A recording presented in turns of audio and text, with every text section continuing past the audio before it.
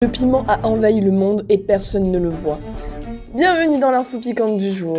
Pour comprendre comment le piment a envahi nos cuisines, faisons un petit saut dans le temps et revenons quelques années en arrière où le piment a commencé à être importé en Europe. Nous remontons donc jusqu'à Christophe Colomb. En effet, en 1492, quand il décida de partir à la découverte de l'Amérique, il découvrit l'existence du piment. Trop content, il pensait que c'était vraiment une découverte extraordinaire.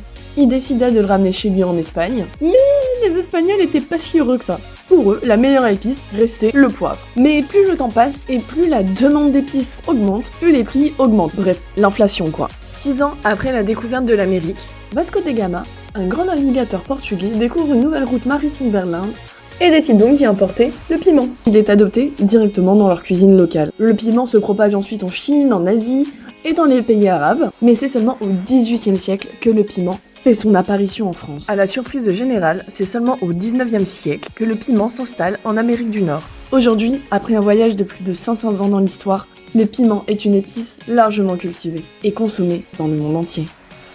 C'était l'info piquante du jour, merci beaucoup et à bientôt.